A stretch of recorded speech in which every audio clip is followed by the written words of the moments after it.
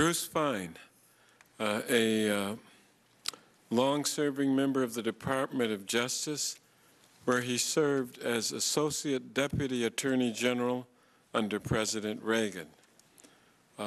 He has also been before the Congress and forums frequently, and he writes a good deal for a variety of publications. We welcome you here today.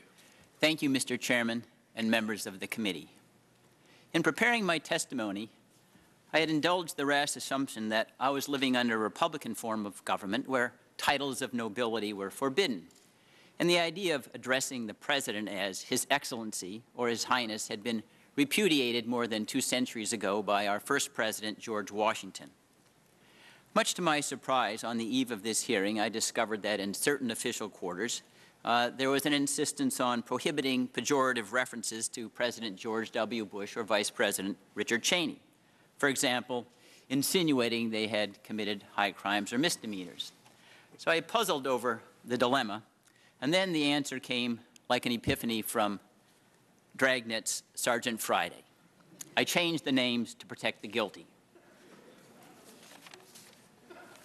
Mr. Chairman and members of the committee, if President George W. Bush had knocked to enter the Constitutional Convention in Philadelphia in 1787, the presiding officer, President George Washington, would have denied him admission and thereby hangs an alarming tale. The executive branch has vandalized the Constitution every bit as much as the barbarians sacked Rome in 410 A.D. The executive branch has destroyed the Constitution's time-honored checks and balances, taken the nation perilously close to executive despotism.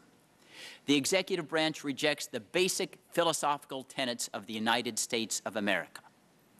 It does not accept that America was conceived in liberty and dedicated to the proposition that sovereignty in a Republican form of government lies with the people, not with the executive. That there are no vassals or serfs in the Constitution's landscape. That every man and woman is a king or queen, but no one wears a crown. And that the rule of law is the nation's civic religion. And the Founding Fathers fashioned impeachment as a remedy for attacks against the constitutional order. And let me identify just 3. The President's claims of war power. What he has asserted in the aftermath of 9/11 is that every square inch of the world, including the United States, is an active battlefield, including where we're sitting at present. And that if he has a suspicion, maybe by his gut instincts or otherwise, that there's al-Qaeda or an international terrorist anywhere, he can use military force, he can impose military law in order to wage war, in his view, successfully.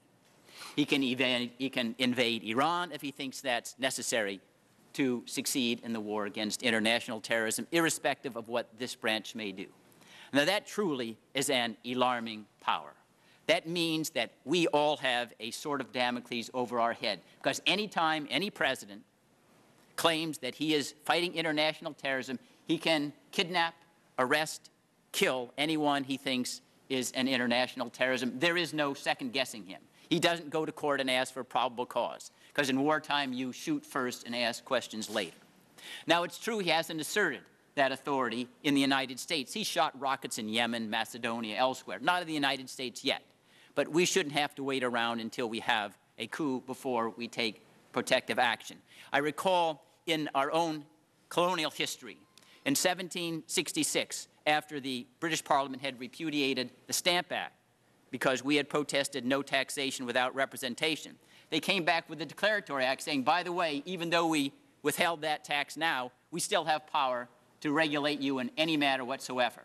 And that fueled the Declaration of Independence. The Founding Fathers didn't say, oh, they haven't asserted the authority yet. Let's wait till the tyranny comes. Now, a second area relates to the rule of law.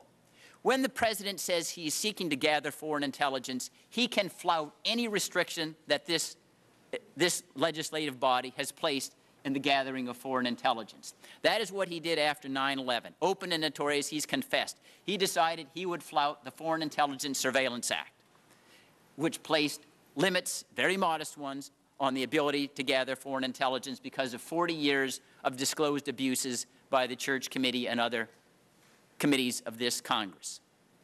He also claimed not only could he violate the Foreign Intelligence Surveillance Act, but any limitation, in his view, any limitation on his ability to gather foreign intelligence was unconstitutional.